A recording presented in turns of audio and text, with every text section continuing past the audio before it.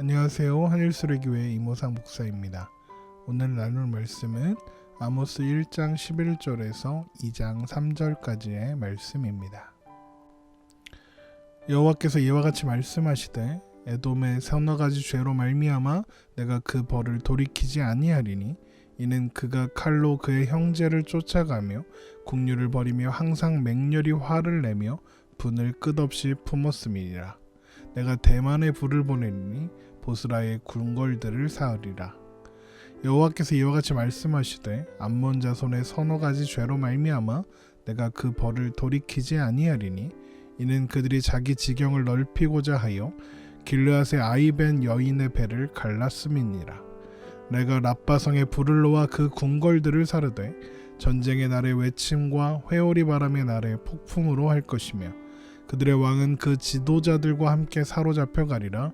여호와께서 말씀하셨느니라. 여호와께서 이와 같이 말씀하시되 모압의 서너 가지 죄로 말미암아 내가 그 벌을 돌이키지 아니하리니 이는 그가 에돔 왕의 뼈를 불살라 재를 만들었음이니라.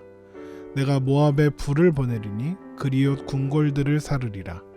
모압이 요란함과 외침과 나팔 소리 중에 죽을 것이라. 내가 그 중에서 재판장을 멸하며 지도자들을 그와 함께 죽이리라. 여호와께서 말씀하시니라. 아멘.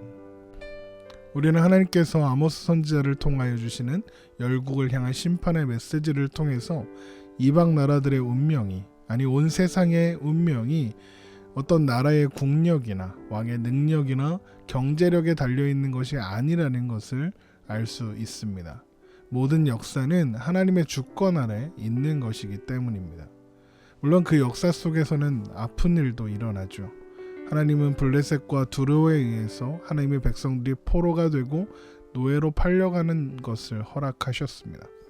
그렇다고 해서 그들의 죄악이 정당화되거나 옳은 일이라는 것은 아니죠. 하나님은 그들이 저지른 악한 일에 대해서 반드시 보응하실 것입니다. 그것이 열국을 향한 심판의 선포인 것이고요. 이제 하나님의 심판의 선포는 에돔을 향합니다. 에돔은 요단강 끝에 있는 사해의 남쪽 지역에 있는 나라입니다. 사해 동쪽으로는 모압과 국경을 마주하고 있고 사해 서쪽으로는 유다와 국경을 마주하고 있는 그런 나라입니다. 에돔의 주요 도시는 대만과 보스라인데 에돔은 땅이 거칠어서 사람이 살기에는 좋은 땅이 아니었다고 합니다. 에돔은 우리가 아는 것처럼 야곱의 쌍둥이 형인 에서의 후예들입니다. 따지고 보면 그들도 아브라함과 이삭의 후손이고 이스라엘과는 형제의 나라인 셈이죠. 그러나 태어날 때부터 에서와 야곱은 사이가 좋지 않았습니다. 그 후로 야곱이 장자권을 빼앗고 이삭을 속여서 축복을 받은 그 사건으로 인해서 둘의 사이는 더 좋지 않았었죠. 야곱이 하란으로 도망갔다가 돌아온 뒤에는 화해한 것처럼 보였지만 그 후손들까지 그 갈등은 줄어들지 않았고 후대로 갈수록 두 민족은 더 관계가 좋지 않아졌습니다. 그래서 에돔은 심지어 북이스라엘과 남유다가 멸망하게 될 때 아수르와 바벨론을 도왔을 뿐만 아니라 유대인들이 바벨론으로 포로가 되어 잡혀간 뒤에는 유대인들의 땅을 차지하려고 하기까지 했습니다. 하나님은 이런 에돔의 죄를 기억하셨고 선지자들을 통해서 심판의 요구를 여러 번 하셨죠. 그러면 하나님께서 아모스 선지자를 통해서 말씀하시는 에돔이 심판받아야 하는 죄가 무엇일까요? 아모스 1장 11절을 보겠습니다. 여호와께서 이와 같이 말씀하시되 에돔의 서너 가지 죄로 말미암아 내가 그 벌을 돌이키지 아니하리니 이는 그가 칼로 그의 형제를 쫓아가며 국류를 벌이며 항상 맹렬히 화를 내며 분을 끝없이 품었음이라. 하나님께서 지적하시는 에돔의 죄는 칼로 그의 형제를 쫓아가며 국류를 벌이며 항상 맹렬히 화를 내며 분을 끝없이 품은 것입니다. 그들이 칼로 잔인하게 핍박한 형제는 다름 아니라 이스라엘 백성들입니다. 칼을 들고 그의 형제를 쫓아가며 국류를 벌였다는 것은 이 일이 우연히 벌어진 일이 아니라 집요하고 또 치밀하게 계획되어 저지른 일이었다는 뜻입니다. 그들은 형제들의 피를 흘리는 일에 굶주린 짐승이 피를 쫓는 것처럼 잔인하게 일을 했던 것입니다. 하나님은 그런 에돔을 불로써 심판하시겠다고 하십니다. 아모스 1장 12절입니다. 내가 대만에 불을 보내리니 보스라의 궁궐들을 사르리라. 대만과 보스라는 에돔의 대표적인 도시들입니다. 이것은 하나님의 심판이 에돔 전체에 이르게 될 것을 의미하는 것이죠. 에돔은 주전 5세기경에 실제로 사막에서 올라온 민족에 의해서 완전히 멸망했고 주민들은 그 살던 땅에서 모두 쫓겨나게 되었습니다. 에돔에 이어서 하나님의 심판을 받게 되는 나라는 암몬입니다. 암몬은 아브라함의 조카 롯에게 롯의 딸들이 술을 먹이고 잠든 틈에 아버지와 동침하는 일이 있었는데 롯의 작은 딸이 롯에 의해서 임신하여 낳은 아들이 바로 암몬이고 암몬 족속은 바로 그 후손들입니다. 암몬은 요단강 동쪽에 자리 잡았는데 그들은 영토를 넓히기 위해서 끊임없이 전쟁을 벌였다고 합니다. 전쟁을 할 때마다 암몬은 연약한 여인들이나 또 어린아이들을 잔인하게 살육하는 것을 서슴지 않았다고 해요. 암몬은 특히 인접해 있던 길르앗을 자주 공격해 왔는데 당연히 그곳에서도 잔혹한 살육을 자행했습니다. 바로 하나님은 이것으로 인해서 암몬을 심판하시겠다고 말씀하십니다. 아모스 1장 13절입니다. 여호와께서 이와 같이 말씀하시되 암몬 자손의 서너 가지 죄로 말미암아 내가 그 벌을 돌이키지 아니하리니 이는 그들이 자기 지경을 넓히고자 하여 길르앗의 아이벤 여인의 배를 갈랐음이니라. 영토를 넓히는 일과 아이벤 여인의 배를 가르는 것이 무슨 상관이 있습니까? 아무 상관도 없는 살육이죠. 이것이 바로 암몬 자손의 잔인함이 얼마나 끔찍했는가를 보여주는 표현입니다. 그들은 땅을 넓히기 위해서가 아니라 살인 그 자체를 즐기기 위해서 전쟁을 한 것이 아닐까 생각할 수 있는 대목입니다.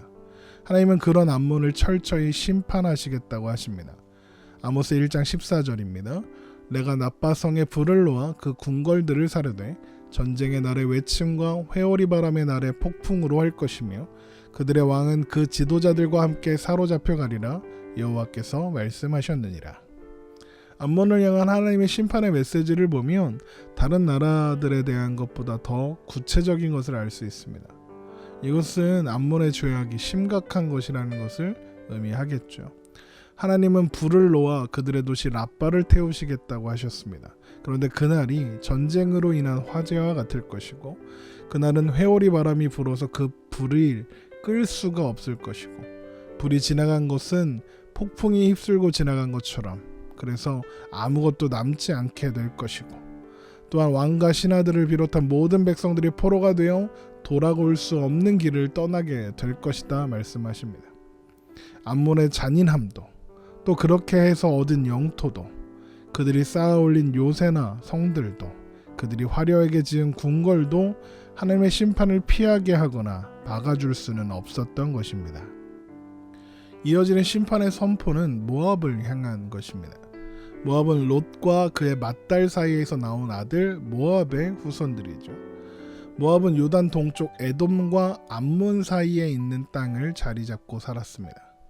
다윗의 할머니가 되는 룻이 모압의 여인이었고 다윗이 사울을 피해 도피 생활을 하던 때에 모압은 다윗을 도와준 적이 있었습니다. 그래서 잠시 이스라엘과 우호적인 관계를 맺기도 했었지만 다윗이 모압을 정복하게 되면서 아합이 죽을 때까지 이스라엘의 속국으로 있었다가 아합이 죽고 나서 독립한 그런 나라였죠.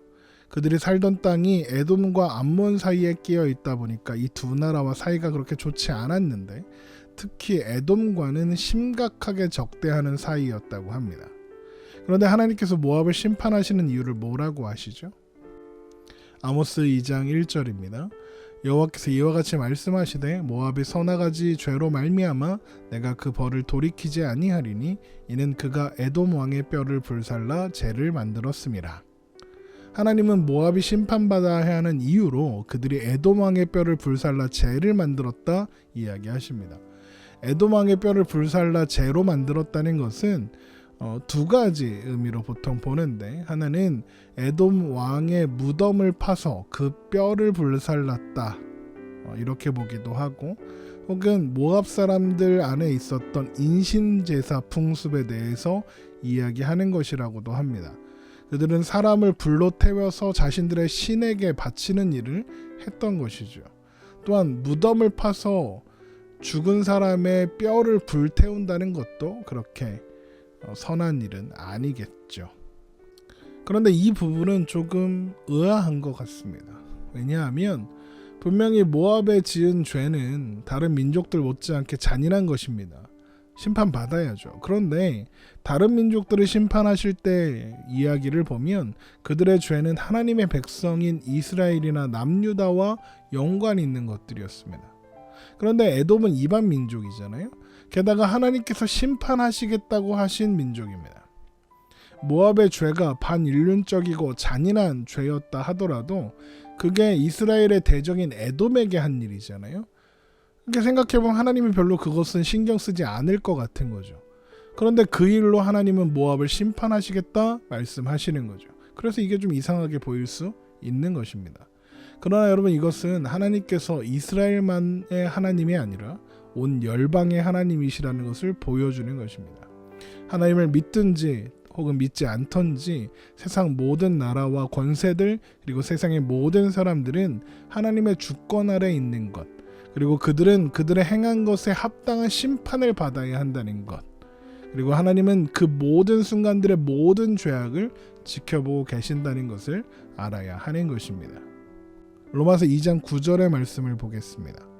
악을 행하는 각 사람의 영에는 환난과 곤고가 있으리니 먼저는 유대인에게요 그리고 헬라인에게며 선을 행하는 각 사람에게는 영광과 존귀와 평강이 있으리니 먼저는 유대인에게요 그리고 헬라인에게라. 이는 하나님께서 외모로 사람을 취하지 아니하심이라. 무릇 율법 없이 범죄한 자는 또한 율법 없이 망하고 무릇 율법이 있고 범죄한 자는 율법으로 말미암아 심판을 받으리라. 하나님 앞에서는 율법을 듣는 자가 의인이 아니요 오직 율법을 행하는 자라야 의롭다 하심을 얻으리니 율법 없는 이방인이 본성으로 율법의 일을 행할 때에는 이 사람은 율법이 없어도 자기가 자기에게 율법이 되나니 이런 이들은 그 양심이 증거가 되어 그 생각들이 서로 혹은 고발하며 혹은 변명하여 그 마음에 새긴 율법의 행위를 나타내느니라. 곧 나의 복음에 이른 바와 같이 하나님이 예수 그리스도로 말미암아 사람들의 은밀한 것을 심판하시는 그날이라. 하나님께서 심판하시는 죄는 유대인이나 헬라인, 즉 이방인들이나 상관없이 하나님께서 그 죄를 보신다는 것입니다.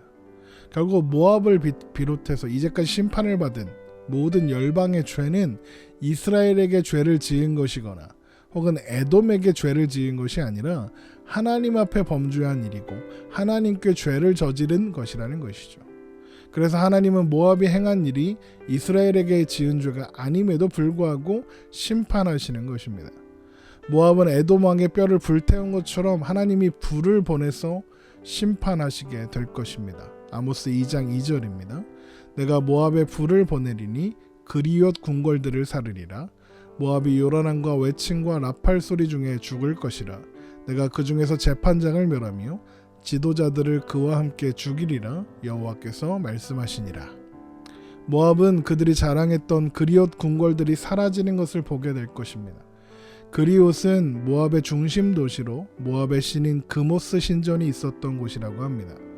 그들이 섬기는 신이 그리옷을 향해 내리시는 하나님의 심판을 면하게 해줄 수는 없었던 것이죠.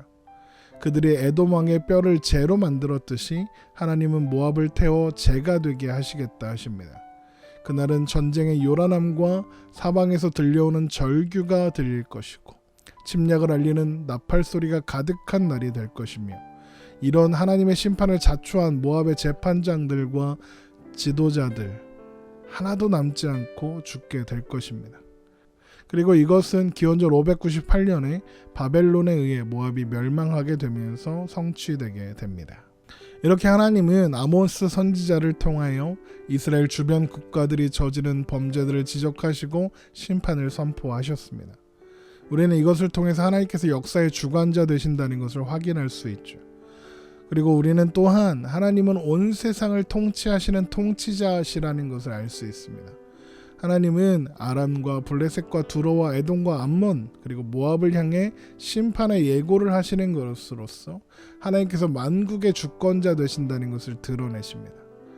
그리고 이것은 그때나 그리고 우리가 살아가는 오늘이라 동일한 사실입니다. 하나님은 여전히 이 세상 나라들의 통치자로서 온 땅을, 온 세상을 다스리는 분이십니다.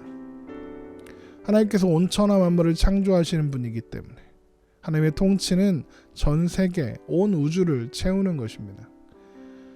흔히들 교회는 하나님의 나라이고 세상은 하나님과 관계없는 나라라 이렇게 생각하지만 그렇지가 않은 것입니다.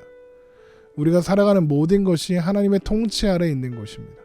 세상의 그 어떤 신도 또 아무리 강력한 나라도 어떤 강력한 왕이나 강력한 대통령이 있다 해도 하나님의 권능과 위엄 앞에서는 아무것도 아닌 것이죠. 그리고 하나님은 지금도 온 세상을 하나님의 뜻대로 다스리시는 분입니다. 이런 말을 하면 이런 질문이 생길 수 있습니다. 하나님께서 온 세상을 다스리신다면 왜 세상은 고통이 가득하고 죄악이 가득한가? 하나님은 왜 그 죄악을 그냥 내버려 두시는가? 하나님은 왜 세상을 이렇게 내버려 두시는가 하는 질문이죠. 그것은 하나님께서 열국의 심판을 선포하실 때마다 반복적으로 하셨던 말씀에서 그 힌트를 얻을 수 있습니다. 그 중에 하나만 보면 아모스 2장 1절입니다. 여호와께서 이와 같이 말씀하시되 모압의 서너 가지 죄로 말미암아 내가 그 벌을 돌이키지 아니하리니 이는 그가 에돔의 왕의 뼈를 불살라 죄를 만들었음이라. 하나님은 열국에 대한 심판을 선포하실 때마다 그들의 서너 가지 죄로 말미암아 심판하겠다 하셨습니다. 이것은 그들의 죄가 서너 가지다 이런 뜻이 아닙니다. 히브리어에서 3은 복수를 의미합니다. 여러 개라는 뜻이죠. 그러니까 서너 가지 죄, 이것은 그들의 죄가 여러 개, 아주 많다, 가득하다 이런 의미인 것입니다. 하나님께서는 어느 날 한 번의 잘못으로 한 번의 죄로 그들을 심판하시는 것이 아니라 그들의 죄악이 가득 차게 되었을 때에서야 비로소 심판하시는 분이라는 것을 알 수 있는 것이죠. 그런데 이것을 반대로 뒤집으면 이런 뜻이 됩니다. 하나님은 오래 참으시는 분이다. 하나님은 아브라함에게 그의 자손들이 애굽으로 들어갔다가 다시 가나안으로 돌아오게 될 것이라고 말씀하시면서 이런 말씀을 하셨습니다. 내 자손은 4대 만에 이 땅으로 돌아오리니 이는 아모리 족속의 죄악이 아직 가득 차지 아니함이니라. 아모리 족속은 가나안 일대에서 살아가던 이방 민족들을 대표하는 족속으로 가나안 족속이라고 불리기도 합니다. 하나님께서는 아모리 족속을 심판하실 것인데 그들의 죄악이 아직 가득 차지 않았다, 아직 때가 되지 않았다고 말씀하시는 거죠. 그러면 하나님이 그들의 죄악이 가득 차기를 손꼽아 기다렸다가 심판하시려고 하시는 것이다 라고 생각해서는 안 되는 겁니다. 하나님은 진노의 그릇으로 준비된 자라고 해도 오래 참으심으로 관용하시는 분이시기 때문입니다. 로마서 9장 22절입니다. 만일 하나님이 그의 진노를 보이시고 그의 능력을 알게 하고자 하사 멸하기로 준비된 진노의 그릇을 오래 참으심으로 간용하시고 또한 영광받기로 예비하신 바 긍휼의 그릇에 대하여 그 영광의 풍성함을 알게 하고자 하셨을지라도 무슨 말을 하리요? 이 그릇은 우리니 곧 유대인 중에서뿐 아니라 이방인 중에서도 부르신 자니라. 호세아의 글에도 이르기를 내가 내 백성 아닌 자를 내 백성이라 사랑하지 아니한 자를 사랑한 자라 부르리라. 너희는 내 백성이 아니라 한 그곳에서 그들이 살아계신 하나님의 아들이라 일컬음을 받으리라 함과 같으니라.